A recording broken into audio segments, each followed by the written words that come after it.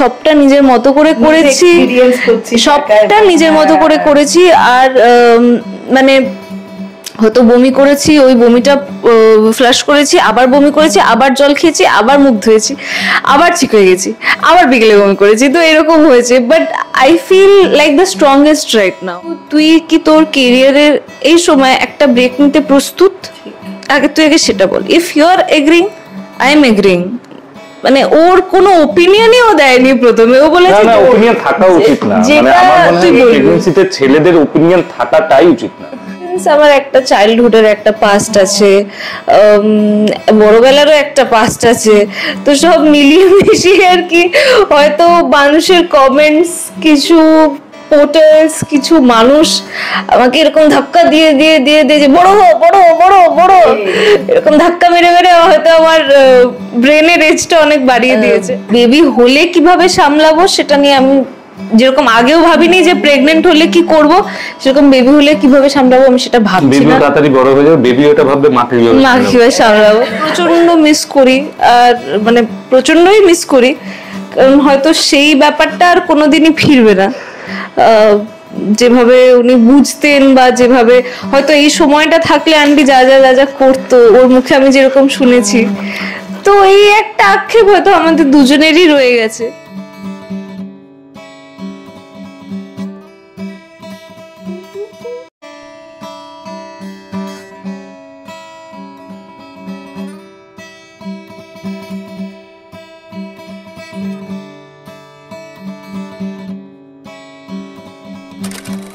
আমি রয়েছি আপনাদের সকলের প্রিয় মিশকা, অর্থাৎ আমাদের প্রিয় অহনার বাড়িতে। অহনার নতুন বাড়ি, অহনা এবং দীপঙ্করের নতুন বাড়ি বলা ভালো, এবং সেখানে নতুন সদস্যরাও আছেন, নতুন নয় যদিও আমাদের কাছে নতুন, তার মধ্যে একজন ঘুরে ঘুরে বেড়াচ্ছেন এবং আরেকজন যিনি আসার অপেক্ষা রয়েছেন তিনিও ইন্টারভিউতে রয়েছেন, কিন্তু আর কয়েক মাস পরে তাকে দেখা যাবে। মাতৃত্ব এবং পিতৃত্ব দুজনেই খুব উপভোগ করছেন অহনা এবং দীপঙ্কর। কেমন কাটছে তাদের, এবং অনেকটা দায়িত্ব একা হাতে সামলাচ্ছে তারা দুজনে, কেমন আছেন সবটাই শুনে নি। অহনা ফার্স্টেই আগে জিজ্ঞাসা করি, কেমন আছে অহনা? এই তো দেখতেই পাচ্ছ, এই দেখো কেমন আছি। খুব ভালো আছি, অন্যরকম আছি, যেরকম থাকি তার থেকে একটু ডিফারেন্ট। দাঁড়াও দাঁড়াও, বসো বসো, তুমি বসো, তো ওই আর কি এভাবেই দিন কেটে যাচ্ছে, একজন ভেতরে একজন বাইরে, আর আরেকজন এদিকে এদিকে ভেতরে আর কি। ও মানে একজন বাইরে মানে ঘরের বাইরে আর একজন আছে। যাই হোক, দীপঙ্কর কি অবস্থা? ছুটি বোধ হয় নাকি আজকে তাড়াতাড়ি চলে আসা? ছুটি পাওয়া গেছে, মানে রবিবার আমাদের সাধারণত ছুটি থাকে না সেকেন্ড সানডে ছাড়া, তো আজকে ছুটি পেয়েছি, পুরো দিনই বাড়িতে। পুরো দিনই দুজন মিলে সময় কাটাবে একটু ভেবেছে, যদিও জেঠু আছেন, কিন্তু আমরা চলে এসেছি, সময় কাটাতে দিচ্ছি না। কিন্তু যেটা বলছিলাম, দীপঙ্করের সঙ্গেও আমার কথা হচ্ছিল কিছুক্ষণ আগে, এই সময় একা কাটানো, একা বলতে দীপঙ্কর রয়েছে বা শ্বশুর মশাই রয়েছেন, কিন্তু তবুও পুরো দায়িত্বটা একা সামলানো অহনা কতটা চাপ হচ্ছে, বিশেষ করে প্রথম 6 মাস, প্রথম 3-4 মাসে খুবই কঠিন থাকে। কেমন কাটলো বা কতটা কঠিন হলো এই জার্নিটা? না দেখো, সত্যি কথা বলতে আমার কাছে প্রেগনেন্সির ব্যাপারে আমি কোনো আইডিয়া ছিল স্বাভাবিকভাবে, টু ইয়াং কোনো আইডিয়া থাকার জন্য। বাট যেরকম আমরা সিনেমায় দেখি বা পড়ি বা এক্সপিরিয়েন্সেস থেকে শুনি, যে মনে হয় যে ভীষণ স্মুথ, খুব সুন্দর, খুব ভালো লাগে ছবি টবি দিতে বেবি বাম্পের সাথে, কিন্তু যাদের প্রেগনেন্সি যারা গো থ্রু করে তারাই জানে যে কতটা টাফ বিষয়টা। আর ওই হেসে খেলে বেবি বাম্পের সাথে পোস্ট করার পিছনে যে কতটা স্ট্রাগল আছে, মানে সবাই ভাবে প্রেগনেন্সি এরকম এরকম, বাট ইট ইজ অ্যাকচুয়ালি এরকম এরকম এরকম সবকিছু। তো আমার মনে হয় এই পয়েন্টগুলো আমি আগে ভাবিনি, হয়তো ভাবিনি বলে জানতামই না যে এরকম কিছু হতে পারে, বা কিরকম শরীর থাকতে পারে, বা কিরকম মুড সুইংস হতে পারে, যেটা আমার অ্যাডভান্টেজ আমি বলতে পারি। মানুষকে যখন একটা আইডিয়া তুমি দিয়ে দাও যে তোর কিন্তু এই হবে, তোর কিন্তু ওই হবে, তোর কিন্তু সবসময় একজনকে লাগবে, তুই কিন্তু পারবি না এটা একা করতে, তুই কিন্তু পারবি না ওটা একা করতে, হয়তো সেই থট প্রসেসটা মানুষকে অলরেডি একটা টেনশনে ফেলে দেয়, আর মানুষ তখন ওইটা ভেবেই হয়তো ঘাবড়ে যায়। আমি হয়তো ওটার ব্যাপারে আমার কোনো আইডিয়াই ছিল না, আমি জানতামই না বিষয়টা কি বা কিভাবে একজনকে থাকতে হয়, কি কি করতে হয়, কি কি করতে হয় না, কি কি খেতে হয়, কি কি খেতে হয় না, কিভাবে থাকতে হয়, কিভাবে থাকতে হয় না। হয়তো সেটা আমার কাছে বিগেস্ট অ্যাডভান্টেজ হয়ে গেছে যে আমি সবটা নিজের মতো করে করেছি, সবটা নিজের মতো করে করেছি। আর মানে হয়তো বমি করেছি, ওই বমিটা ফ্লাশ করেছি, আবার বমি করেছি, আবার জল খেয়েছি, আবার মুখ ধুয়েছি, আবার ঠিক হয়ে গেছি, আবার বিকেলে বমি করেছি, তো এরকম হয়েছে। But I feel like the strongest right now, কারণ আমার তো যেই মান্থসগুলো মানুষ বলে যে সব থেকে বেশি সাবধানে থাকা উচিত, সেই মান্থসগুলোতে আমি শুট করেছি। আমি একটা এরকম পুল বানানো হয়েছিল, সেই পুলটায় ড্রাই আইস ফেলা হয়েছিল, সেটাতে আমি ঝাঁপিয়েছি। তো সব থেকে বড় কথা, আমি ভয় পাইনি। মানে আমার হয়তো ভয়টা ছিল না, কারণ ডক্টর আমাকে বলেছিল that you have a normal pregnancy, তুমি যেই অ্যাক্টিভিটি গুলো করো সেগুলো তুমি করতে পারো, বাট ফার্স্ট মান্থস গুলো একটুখানি সাবধানে। হয়তো সেই সাবধানে আমি ছিলাম যতটা সম্ভব ছিল, কিন্তু তাছাড়া যে এক্সট্রা আতুপুতু করা বা এক্সট্রা ইয়েগুলো আমি করিনি। আর আমার সত্যি কথা বলতে আমি সেটাতে অভ্যস্তও না। And I am very glad যে আমাকে সেটা করেনি কেউ। ও আমাকে যতটা সাবধানে থাকার বেসিকটা বলে দিয়েছিল, আর যেটা আমাকে ফার্স্ট বলেছিল যে প্যানিক করবি না কিছু নিয়ে, আমাদের কেউ নেই আলাদা করে, আমরাই আছি, তাই তুই যদি প্যানিক করিস, আমার তোকে প্রেগনেন্সির ব্যাপারে কিছু টিপস দেওয়া সম্ভব না, সত্যি সম্ভব না। হ্যাঁ, এবার পেটে ব্যথা হলো আমি ডক্টরের কাছে তোকে যখন তখন নিয়ে যেতে পারি, বাট তাছাড়া প্রেগনেন্সিতে এটা খেলে বাচ্চার এই হবে, ওটা খেলে বাচ্চা ফর্সা হবে, ওটা খেলে বাচ্চা কালো হবে, এইসবের কোনো আমি শুনিনি ফুল প্রেগনেন্সিতে। আর I think I am blessed in one way যে আমাকে হাজারটা ওপিনিয়ন দেওয়ার কেউ ছিল না। আমার ঠিক যতটুকু কেয়ার, যতটুকু ওপিনিয়নের প্রয়োজন ছিল সেটা আমি পেয়েছি ওর থেকে। অ্যান্ড ডেফিনেটলি ডক্টর ভিজিট তো আছে। তো মোট কথা আমি এটুকুই বলবো সব মেয়েদেরকে, যারা যারা এই মুহূর্তে কনসিভ করেছে আর হয়তো বাড়িতে একা আছে, কোনো কোনো সময় একা আছে, don't be scared, don't be, মানে ইউ ডোন্ট নিড এনিওয়ান। তুমি যদি ডক্টরের সাথে কানেকশনে থাকো, তুমি যদি বেসিক কিছু জিনিস মেনটেন করো, জাস্ট বেসিক গুলো, you will be fine. And all you need is a partner যে তোমাকে শান্ত রাখবে আর প্যানিক করাবে না, যেটা সব থেকে ইম্পর্টেন্ট। মানে হয়তো একটু ব্যথা হলেই আমি প্রথমে একটু টেনশন পেতাম, কিন্তু ও বলতো যে এটা নর্মাল, তুই ভাবিস না এটা নর্মাল। তো হয়তো তার জন্যই 6 months হয়ে গেছে, and now I feel quite normal. এখন এটার সাথে আমি অভ্যস্ত হয়ে গেছি, বাম্পের সাথে আস্তে আস্তে অভ্যস্ত হচ্ছি, কারণ বাম্পটা তো বড় হচ্ছে, বাট এই কন্ডিশনটার সাথে আমি আস্তে আস্তে অভ্যস্ত হয়ে গেছি, and I feel absolutely fine and normal. মেয়ে আমাদের বড় হয়ে গেছে, এটা বুঝতে পারলাম। কিন্তু বড় করার সঙ্গে যিনি রয়েছেন পাশে, তার কাছেও যাব। প্রথম যখন দুজনের কাছে যাবো, প্রথম যখন খবরটা এলো, মানে যখন জানলি, নিশ্চিত হলি যে একদম প্ল্যান্ড, কি মানে প্ল্যান্ড নাকি আনপ্ল্যান্ড, ফার্স্টে এটা জানি আগে। Planned by God. একদম একদম। তো যখন একদম নিশ্চিত, তখন ঠিক কি হয়েছিল, মানে প্রথম মুহূর্তে ভয় নাকি আনন্দ, যেহেতু দুজনকে যে একটা বড় দায়িত্ব সারা জীবনের? ভয় আমরা কেউ পাই না, বাট দেন দেখো, টু বি ভেরি অনেস্ট, ও আমার কেরিয়ার নিয়ে প্রথমে ভয় পেয়েছে, যেটা আমার মনে হয় যে মানে যে কোনো ভালো হাজবেন্ড পাবে যে কেরিয়ার লাভিং ওয়াইফ থাকে এবং যারা ওয়ার্কাহলিক ওয়াইফস থাকে। আমি যেরকম ভীষণ, হ্যাঁ মানে আমি যেরকম ভীষণ ওয়ার্কাহলিক, ও সেটা জানে। মানে আমি বাড়িতে থাকতে পারি না, আমাকে বাড়িতে আমি যদি বেশি দিন থাকি আই ফিল যে আমার কাজ করতে হবে, কাজ করতে হবে, কাজ করতে হবে। তো ও বলেছে তুই আগে বল, are you mentally prepared for that? Baby আলাদা ব্যাপার, প্রেগনেন্সি জার্নি কষ্ট পুরোপুরি আলাদা ব্যাপার, কিন্তু তুই কি তোর কেরিয়ারের এই সময় একটা ব্রেক নিতে প্রস্তুত? আগে তুই আগে সেটা বল। If you are agreeing, I am agreeing. মানে ওর কোনো ওপিনিয়নই ও দেয়নি প্রথমে, ও বলেছে না ওপিনিয়ন থাকা উচিত না, মানে আমার মনে হয় প্রেগন্যান্সিতে ছেলেদের ওপিনিয়ন থাকাটাই উচিত না। এটা সম্পূর্ণ একটা মেয়ের উপর ডিপেন্ড করে যে তুমি ব্যাপারটা কি করবে না করবে। হ্যাঁ, পরিস্থিতি নিয়ে আমি তোমার সাথে আলোচনা করতে পারি অবশ্যই, যে আমি বর্তমানে এই অবস্থায় দাঁড়িয়ে আছি আমরা, কিন্তু সেটা সম্পূর্ণ তোমার ব্যাপার। যে তুমি এটা এগোবে না তুমি কি করবে সেটা আমি এটাই বলেছি ওকে যে সবটা চিন্তা করবি, একটা দিক না, কিন্তু যে বাচ্চা হওয়াটা সত্যি একটা ভীষণ আনন্দের ব্যাপার, কিন্তু পরিস্থিতি বর্তমানে আমরা লাস্ট 1 বছর যে পরিস্থিতির মধ্যে দিয়ে গেছি না, সত্যি আমাদের কিছু ঠান্ডা মাথায় ভাবাটাই খুব চাপের হয়ে গেছে। তার মধ্যে মায়ের শরীর খারাপ, মায়ের চলে যাওয়া, এই নতুন বাড়ি কেনা, এটাকে যতটুকু সাজানো, মানে যারা যা করেছে নিজেদের হাতে বাড়ি তারা প্রত্যেকেই জানে যে সবটার মধ্যে দিয়ে, প্লাস হচ্ছে ওর কেরিয়ার, মানে ওর কাজের জায়গা, তো সেই সময় চুপ করে থাকলে কিছুক্ষণ না, তুই এই মুহূর্তে তোকে আমাকে বলছি না যে মানে আনসার দিতে হবে, তুই সময় নেই, তুই একদিন সময় নেই, 2 দিন সময় নেই, তুই ভাব যে তুই কি করতে চাইছিস, যে তুই যেটা করবি আমি সেইটা সন্তোষ সাথেই আছি, তুই যে ডিসিশন নিবি যেটাই নিবি সেটাই আছে, কারণ এটা সম্পূর্ণ এটা তোর ভিতরের একটা ব্যাপার, সেটাকে তুই নিয়ে কিভাবে চলবি, কি এগোবি, তুই যেটাই বলবি আমি সেটাতেই তোর সঙ্গে আছে, একদম গ্ল্যাডলি তোর অ্যাকসেপ্ট করো তোর যে কোনো ডিসিশন।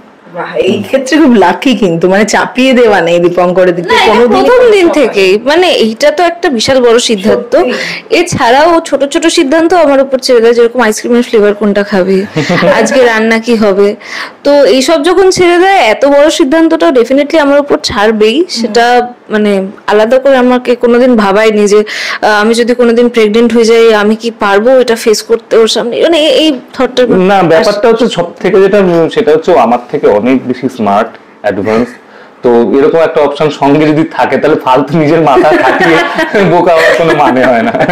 একদম বয়সে ছোট, কিন্তু এমনিতে আমি দেখলাম ম্যাচিউরিটি কিন্তু প্রচুর। হ্যাঁ, আমি আগেও দেখেছি ম্যাচিউর আমাদের অহনা।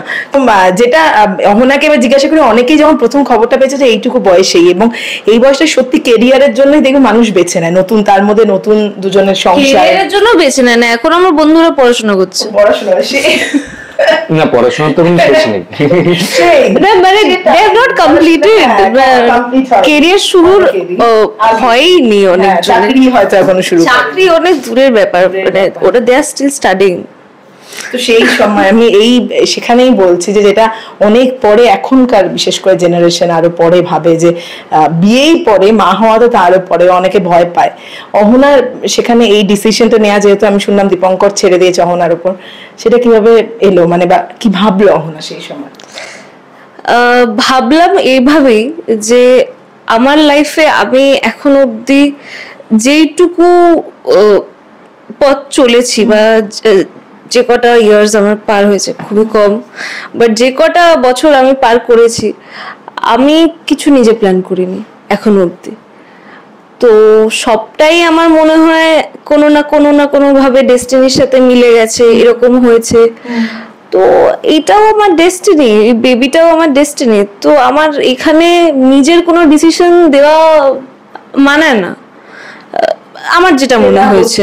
হ্যাঁ, যারা নিজেদের ডিসিশন দেয় আই রেসপেক্ট দেম আ লট, ওদের কারণ আছে, বাট আমার এই মুহূর্তে মনে হয়েছিল যে এইটা হয়তো আমাদের ডেস্টিনি, কারণ আন্টিও মানে ওর মাও জাস্ট কিছু মাস আগেই আমাদের ছেড়ে চলে গেছেন, আর আমরা 2 বছর একসাথে আছি, এই নিয়ে 3 বছর হতে যায়, এখন অব্দি এরকম নিউজ আমরা পাইনি, this is the first time.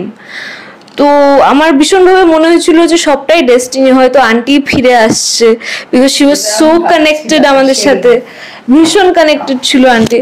ওই ঘটনার পরে কি জানতে, মানে মাস পরেই আমি জানতে পারি, তো সেখানে দাঁড়িয়ে আমার মনে হয়েছে যে হয়তো এটা এখন বেস্ট ডিসিশন, মানে একজন কমে গেছে বাট আরেকজন বেড়ে যাবে, তো আন্টি আমাদের সবসময় আছে, হয়তো তাই আমি ডিসিশনটা নিয়েছি। ঠিক কোন সময় এতটা ম্যাচিওর হলো অহনা, মানে অনেকটা ঝড় পেরিয়ে তারপর আস্তে আস্তে, ওনাকে ছোটবেলা থেকে এতটা ছিল অহনা, মানে এই যে সবকিছু গুছিয়ে নেওয়া, না যা হচ্ছে ঠিক হচ্ছে ভালো, তাই না দীপঙ্কর? মানে এই বয়সে আমরা দেখি না, দীপঙ্করও বলছিল না। ব্যাপারটা আমার যেটা, আমার লাইফ নিয়ে খুব সিম্পল ওপিনিয়ন আছে, সেটা হচ্ছে যে মানুষের জীবন সব থেকে মানে একটা আনপ্রেডিক্টেবল একটা ব্যাপার, যে তুমি কিন্তু মনে করো যে পৃথিবী, তুমি যদি মনে করো জীবনে পয়সাটাই সব, তাহলে পৃথিবীর সব থেকে ধনী ব্যক্তি বিল গেটস, তারও ডিভোর্স হয়েছে, তাকেও একজন মহিলা ছেড়ে চলে গেছে। আচ্ছা, যদি তুমি মনে করো যে রূপটা সব থেকে বড় ব্যাপার, তাহলে মানে পৃথিবীর মানে যেটা বলে, মানে আমি যেটা জানি যতদূর, যে উনি 3য় না 4র্থ ব্যক্তি, সব থেকে সুন্দর ব্যক্তি ছিলেন ঋত্বিক রোশন, তারও ওয়াইফ তাকে ছেড়ে চলে যাওয়ার সাহস দেখিয়েছে। তাহলে এই যে আমি বলছি তাহলে অ্যাকচুয়াল ব্যাপারটা কি, কে এটা কে বলবে তোমাকে যে অ্যাকচুয়াল কি, তুমি কোন দিকে যাবে? ঠিক, যে তুমি পয়সার দিকে যাবে, তাহলে কি তুমি সেই মাত্রায় তো বিল গেটসের যার সাথে তার ওয়াইফ তার সাথে সারা জীবন থাকতে পারতো। তার কাছে একটা সময় গিয়ে মনে হচ্ছে পয়সাটা সবকিছু না, আমি এবার তাহলে ওর থেকে একটু আলাদা হবে। আবার তুমি যদি মনে করো যে সুন্দর ব্যাপারটা সব থেকে ইম্পর্টেন্ট, তাহলে সেটাও তো হলো না। তাহলে এটা কি? আমি ওই জন্য বলেছি লাইফ নিয়ে প্রেডিক্ট করবিই না, গো উইথ দ্য ফ্লো। তোমার কাছে যেরকম বল আসবে তোমাকে সেইভাবে খেলতে হবে। তুমি যদি, আমরা প্রত্যেকে ভাবি কি আমরা বোধহয় মানে লাইফটা নিজে তৈরি করে নিচ্ছি, কিন্তু তুমি একটু হিসেব করে দেখো যে আমরা আমাদের কর্মটা করি, এটা ফ্যাক্ট, কিন্তু তুমি হিসেব করে দেখো যে আমরা কি আদৌ করছি, কালকে কি হবে সত্যি আমরা জানি? আচ্ছা, ও ছিল একটা অন্য জায়গায়, ওর কালচার, ওর পড়াশোনা, ওর সবকিছু আমার থেকে এত ডিফারেন্ট, ও কোথায় ছিল? আর আমার লাইফে আমি এতগুলো বছর পার করে এসেছি, আমি ওর থেকে অনেকটাই বড়, তো আমার লাইফে কি কি ঘটে গেছে, মানে ভাবো এই সবটা এতটা পথ দুজনের কোথায় গিয়ে মিলে, এটা মেলাটা সম্ভব। আমি তো আরো বেশি শিওর হয়ে গেছি আমার থটটা নিয়ে, যেটা আমি তার মানে আমি ঠিক দিকে এগোচ্ছি। সত্যিই তাই, সত্যিই তাই। যেটা আমি তোকে জিজ্ঞাসা করলাম, আমি যাই হোক আগেই বলে দিই যে অহনা তো আমার থেকে অনেকটা ছোট, আমি তুই করে বলি, তাই তুই করেই ওকে বলছে, তুমি করে বলতে পারবো, অসুবিধা হবে। তো অহনা যেটা বলছিলাম যে এই যে সবকিছু সামলে নেওয়া, এখনো আমরা কি কনফিউজ থাকি আমাদের জীবন নিয়ে, কাজ নিয়ে, সেখানে না তুই একজনকে ধারণ করছিস গর্ভে, সঙ্গে কাজ মানে বাড়ি, কিছুদিন আগে কাজও করেছিস, সংসারটা সামলানো, আরো দুজনকে সামলানো, যতই পাশে থাকুক তবু এটা কি জীবন করে দিল অহনাকে চট করে এরকম ভাবে বড়? হ্যাঁ, এটা আমিও ভীষণ কনফিউজড, কারণ ছোটবেলা থেকে আমার মনে হয় আমি মেয়েরা একটু ছোটবেলা থেকে একটু ম্যাচিওর হয়ে যায়, আর সিন্স আমার একটা চাইল্ডহুডের একটা পাস্ট আছে, বড়বেলারও একটা পাস্ট আছে, তো সব মিলিয়ে মিশিয়ে আর কি হয়তো মানুষের কমেন্টস, কিছু পোর্টালস, কিছু মানুষ আমাকে এরকম ধাক্কা দিয়ে দিয়ে দিয়ে দিয়ে যে বড় হো বড় বড় বড়, এরকম ধাক্কা মেরে মেরে হয়তো আমার ব্রেনের এজটা অনেক বাড়িয়ে দিয়েছে। এসব কিচ্ছু না, মানে আমাদের ক্যাপ্টেন এমনি ভালো খেলে সেটা না, কিন্তু তার থেকে বড় ইম্পর্টেন্ট হচ্ছে টিমের প্লেয়ার, মানে আমি, বাবা, চিনি, মিষ্টি, আমরাও খুব স্ট্রং। এসব টিমের ক্যাপ্টেন ডেফিনেটলি ঠিক, ডেফিনেটলি ঠিক। কিন্তু তুমি যেটা বললে যে সাহস দেখানো, যে এত কম বয়সে হয়তো এই সাহসটাই মানুষ পাবে না, ফার্স্টে ঘাবড়ে যাবে, এই সাহসটা হয়তো আমাকে সিচুয়েশন দেখিয়েছে, সত্যি কথা বলতে। না হলে আমি এতটা স্ট্রং নই। আর তার সাথে সাথে ও যেভাবে প্রত্যেকটা ডিসিশন আমার সাপোর্ট করে ফ্রম ডে ওয়ান, হয়তো সেই সাপোর্টটা আমার কাছে ছিল বলে আমার মনে হয়েছে যে আমি যেটাই করবো it will be easy for me, ভীষণ ইজি হয়ে যাবে, পুরো বিষয়টাই ভীষণ ইজি হয়ে যাবে যদি তোমাকে কেউ বোঝে। বোঝাটা ভীষণ ইম্পর্টেন্ট। আমি যেটা বুঝেছি এই 3 বছরে, যে ভালোবাসা, রেসপেক্ট, সময়, ডেফিনেটলি এইসব তো আমরা কোর্টসে দেখি, কোটেশনে পড়ি, দেখি, লিখি, কিন্তু আন্ডারস্ট্যান্ডিংটা সব থেকে বেশি মানে ইম্পর্টেন্ট। যদি আন্ডারস্ট্যান্ডিং থাকে তাহলে ভালোবাসাও থাকবে, রেসপেক্টও থাকবে, সময়ও থাকবে, টাকাও থাকবে, আর যা যা চাও সেটাও থাকবে। এখন থেকে ছেলে বা মেয়ে যেই আসুক, সন্তান যখন আসবে তার নাম কিছু ঠিক করা হয়েছে নাকি ওগুলো ওই পরে? এখন একটা মোটামুটি ঠিক হয়েছে, যেটা এখনই বলবো না, ঠিক করা হয়েছে। মেয়ে হলে একটা নাম ঠিক করা হয়ে গেছে, ছেলে মেয়ে এখনো ঠিক করা হয়নি। মানে কোন একটা তো সন্তান আমার আসুক, তবুও হয় না মেয়ে মেয়ে মেয়ে আমি বুঝে গেছি, আমার মেয়ে ভীষণ পছন্দ। আমি না আগে ভীষণ প্রেডিক্ট করছিলাম যে, আর ভীষণ সার্চ করছিলাম যে আমার এটা ক্রেভিংস হচ্ছে, তাহলে কি ছেলে? আমি অ্যান্টিরিয়ার ক্যারি করছি না পস্টেরিয়ার ক্যারি করছি, তাহলে কি মেয়ে? মানে ও তো সারাক্ষণ গুগলে দেখতে থাকে। আমি প্রথমে প্রচন্ড রিসার্চ করেছি, মানে আমি জানি যে কি হলে কি হতে পারে। ওরা প্রো হয়ে গেছে, যারা মা হচ্ছেন তারা কিন্তু এরপর ওর থেকে সবকিছু জানতে পারে। হ্যাঁ, মানে হার্টবিট কত হলে ছেলে হয়, হার্টবিট কত নিচে হলে।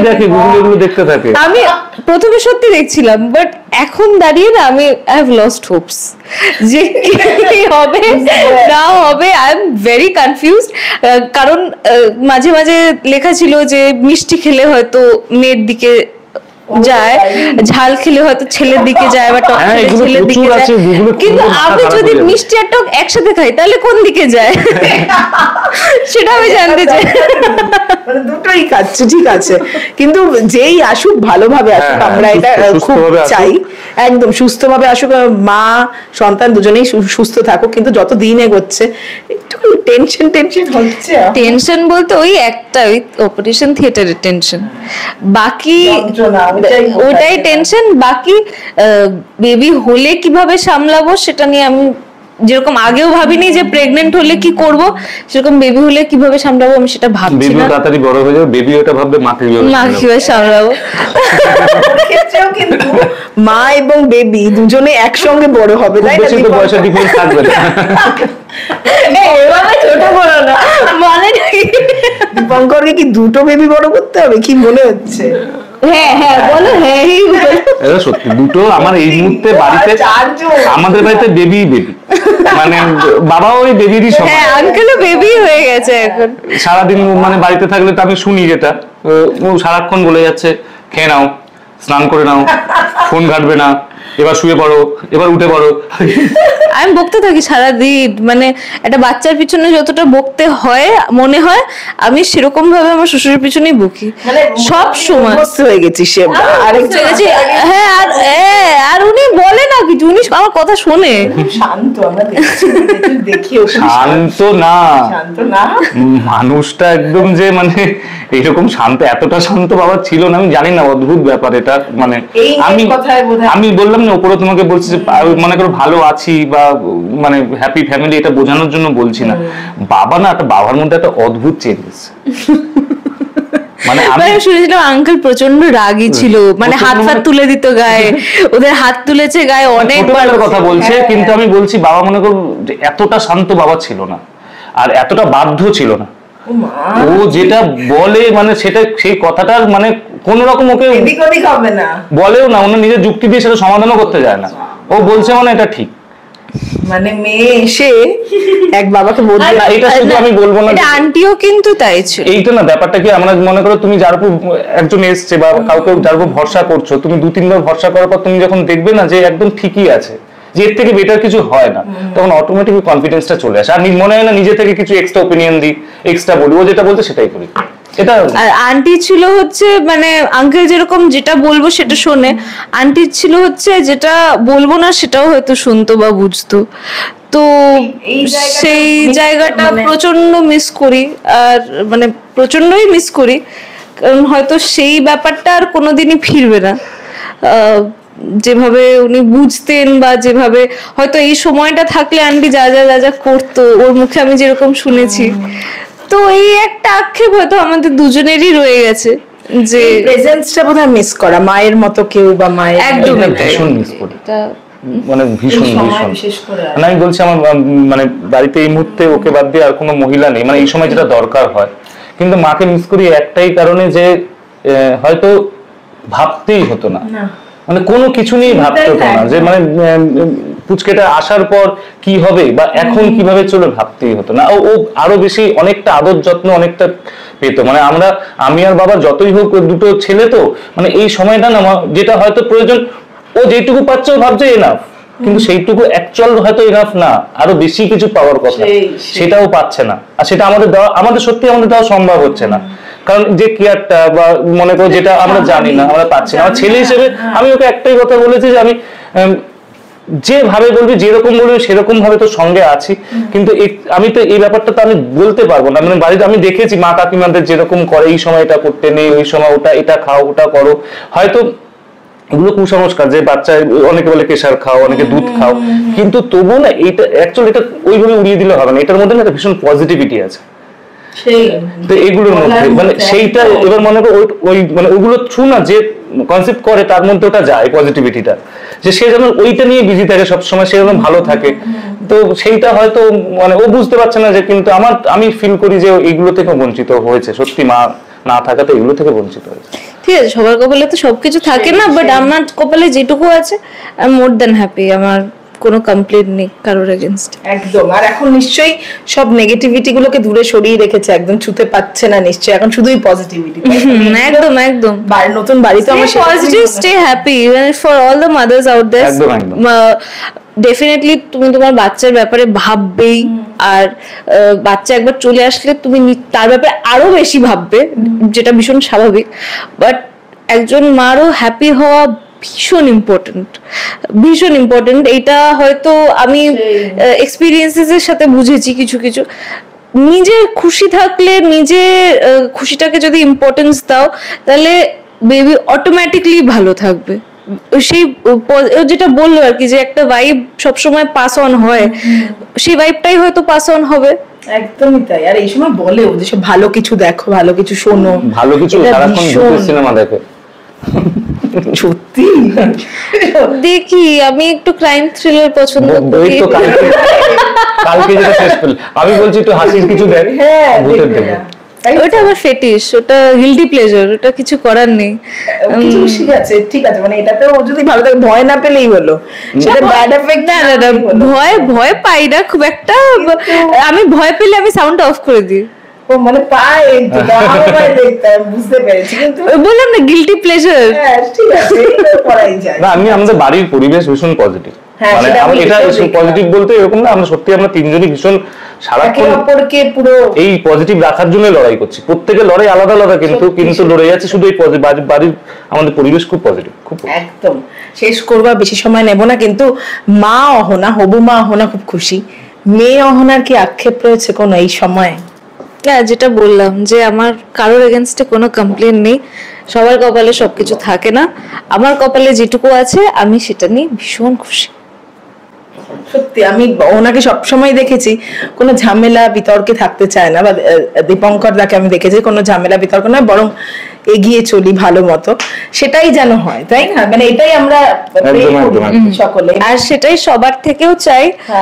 সবাই আমাদের জার্নিটা দেখেছে, জানে ব্লেসিংসটা ভীষণ ইম্পর্টেন্ট, একটা পজিটিভ ভাইব ভীষণ ইম্পর্টেন্ট সবার থেকে। যারা যারা নেগেটিভ ভাইবস দিচ্ছে তাদের ব্যাপার, ডিফার করে, বাট পজিটিভ ভাইবসটা আমি এই সময় আমি রিকোয়েস্ট করব সবাইকে একটা ভীষণ ভাবে পজিটিভ ভাইব দিতে, শুধু আমাকে না, যারা যারা তোমাদের আশেপাশে কনসিভ করেছে বা প্রেগনেন্ট আছে, if you can do anything at least bless them. একদমই তাই। আচ্ছা, কিসের ক্রেভিং হচ্ছে আমি একটু শুনি তো, কি খেতে ইচ্ছে মাঝরাতে, কি খাওয়া? কেকস। সেদিন তো বোধহয় একটা মুভি শেষ করলাম, কটা বাজে তখন 2টো 2:30, হ্যাঁ এরকম, দেখি ফ্রিজ থেকে একটা কেক নিয়ে এসে বসে খাচ্ছি। ঠিক আছে, মানে সারাক্ষণ ফ্রিজে মোটামুটি এনে রাখা হচ্ছে কেক, ফ্রিজটাও স্টক আপ করে রাখে, চকলেট এই ওই সেই, মানে ফ্রিজ খুললে কিছু না কিছু পাবো আমি। এখন একটু বেশি প্যাম্পার্ড হচ্ছে না, এটা ভালো লাগছে, ভালো লাগছে, কিন্তু পরে মনে হচ্ছে যখন ওইটা লুজ করতে হবে তখন তো আর। ঠিক আছে, ঠিক সময় সব হয়ে যাবে, কোনো ব্যাপার নেই। কিন্তু হবু বাবারও তো দায়িত্ব বাড়ছে, কি বলবে এই যে এতগুলো, কি বলবে? বিশ্বাস করে একদম সত্যি কথা বলছি, ফালতু জ্ঞান দিয়ে লাভ নেই, কারণ আমি এখনো পর্যন্ত আমি না সত্যি ফিল করতে পারছি না। আমি ওকে দেখি ও হাসে, ও খুব আনন্দে রয়েছে, আমার ওটাই ভালো লাগে, কিন্তু আমি যতক্ষণ না সামনে দেখছি, মানে এটাই হয়তো অ্যাকচুয়াল, মানে ছেলেদের এটাই হয়, কিন্তু যারা আমার মনে হয় যে আমি যে জিনিসটা আমার ভিতরে নেই, দেখো মিথ্যে বলে তো আমার লাভ নেই, আমি যেটা আমার ভিতরে নেই, যারা একটা কিক আমি ফিল করতে পারছি না, ও ফিল করছে, ও ভালো, ও আনন্দ পাচ্ছে, আমি ওকে দেখে আনন্দ পাচ্ছি। না কিক ফিল করেছিস? হ্যাঁ না, ও করেছে, না আমি একবার ও হাত দিয়েছে, এই মুহূর্তে যেটা হচ্ছে খুব আস্তে, মানে তুমি অতটা প্রমিনেন্ট পাবে না, কিন্তু আমি ওটা দেখেছি। হ্যাঁ, আমি 5th মান্থ থেকে ফিল করতে পারছি, আমি স্টেপ করছি এখন 6th মান্থে, এখন তো ডেফিনেটলি, কিন্তু আমি 5th মান্থে প্রথম থেকে আমি ফিল করতে পারছি। প্রথমে মনে হচ্ছিল যে আমার হয়তো গ্যাস হয়েছে, তারপরে দেখলাম ওটা গ্যাস না, ওটা ছোট ছোট ভিগল, ছোট ছোট মুভমেন্ট যেগুলো হচ্ছে, তো মায়েদেরই অনুভূতি। এটা বলে তো সত্যি বলছি, মানে যতক্ষণ আমি প্রথম ডাইপারটা চেঞ্জ করাচ্ছি ততক্ষণ তো আমার ফিলটা আসবে না, রাত জাগবে তার মানে। মানে ওইগুলো যতক্ষণ আমার সাথে হচ্ছে আমি তো বুঝতে পারছি না। একদম সত্যি, বাবাদের সেটাই স্বাভাবিক, বাবাদের মানে সন্তান আসার পর, জন্মানোর পর বাবা, মানে এই মুহূর্তটা আমি কিন্তু মানে ওর দিকে দেখি যে ও আনন্দ পাচ্ছে, মানে আমি আনন্দ পাচ্ছি। ঠিক আছে, ওকে অনেক সময় মনে করে যে আমি বুঝতে পারছি না, কিন্তু আমি জানি আমাকে আনন্দ পেতে হবে, না এইটা কিন্তু ভালো, তখন ঠিক আছে আমি আনন্দ বোঝাতে হবে, পুরোটাই ম্যানেজ, লাইফ পুরোটাই ম্যানেজ। দারুণ না, এইভাবেই হাসি খুশি থাকে, যে হাসিটা দেখলাম আমরা এইভাবেই আমরা শেষ করি, এই হাসিটাই কন্টিনিউ হতে থাকুক বছরের পর বছর, যিনি আসবেন তিনিও এই হাসি নিয়ে আসুক সকলের জীবনে। শেষ করবো, শেষে কি বলবো অহনা এবং দীপঙ্কর? আমি এটাই বলবো যে আমি প্রথম দিন যেদিন পোস্ট করেছিলাম আমার প্রেগন্যান্সি ব্যাপারে অনেক অনেক পজিটিভ কমেন্টস পেয়েছিলাম, কিছু কিছু একটু নেতিবাচক ছিল, বাট দ্যাটস ফাইন। পজিটিভিটিটাই সবসময় আমি বেশি পেয়েছি মানুষের কাছ থেকে, আর আমি নিজেও ভীষণ পজিটিভ সব কিছু নিয়ে ফ্রম ডে ওয়ান। আমার মনে হয় তুমি যদি ঠিক জায়গায় থাকো তাহলে সব নিজের জায়গায় ঠিকই থাকবে। তো আমি চেষ্টা করি যতটা ঠিকভাবে চলার, ঠিকভাবে থাকার, আর আমি চাইবো যে মানুষ আমাকে আমার অবধি আমার কাছে হয়তো আসতে পারছে না, অনেকজন আমাকে ফেসবুকে লিখছে যে তোমাকে খুব স্বাদ খাওয়ানোর ইচ্ছা, তোমাকে খুব কিছু গিফট দেওয়ার ইচ্ছা হয়, এই ইচ্ছা। আমি বুঝতে পারি সবার ইমোশনস গুলো, কিন্তু হয়তো তোমরা আমার কাছাকাছি আসতে পারছো না, দূর থেকেই আমি চাইবো সবাই যেন যেরকম ভাবে আমাকে আশীর্বাদ করেছে এত দিন ধরে আমার কাজ দিয়ে, আমার ফ্যামিলি লাইফ দিয়ে, সেরকম ভাবে যেন যে আসছে তাকেও আমার থেকে ডাবল ব্লেস করে। একদম। দীপঙ্কর, সাধের প্ল্যান আছে কিছু? হ্যাঁ, একটা প্ল্যান আছে বটে, মানে এটা কিছুদিন পরে, মানে জুনের মিড জুন বা ফার্স্ট উইক জুন এরকম একটা প্ল্যান করেছি যে দেব, মানে বাড়িতে হবে একটা অনুষ্ঠান, কারণ দিদি বলছিল, কারণ এই মুহূর্তে মানে অভিজ্ঞ বলতে ওই বাড়িতে প্রচুর জ্ঞান দিচ্ছে, ফোন করে এটা ওটা সেটা শুনছি। হ্যাঁ, একটা প্ল্যান আছে। যাই হোক, অনেক মানুষ যারা অচেনা মানুষরা ভালোবাসেন আরো ভালোবাসুন। শেষ করব, শেষে মা তো বাচ্চা যখন আসে তখন ঘুম পাড়ানোর জন্য গান গায়, দেখি বাবা তৈরি কিনা একটা গান হলো নাকি, আমি নেচে দেখাতে পারি। সবাই মানে আমি বলছি আমার মেকআপ রুমে যারা একসাথে আমরা শেয়ার করি আর কি, মানে থাকে, হ্যাঁ, কারণ আমার ওইটাই জানে। হ্যাঁ, আমি গানও গাই, আমি নাচবো, বাচ্চা এন্টারটেইন হলেই হলো, ঘুমিয়ে পড়লেই হলো। ভাই রে বাবা, নাচবে বাচ্চা, ফুল হাসি খুশি স্বাভাবিক। Thank you so much. শেষ করবো, দুজনে খুব ভালো থাকো। Thank you, thank you, thank you. হ্যাঁ, ব্যাস। এই চিনি আয় আয় আয়,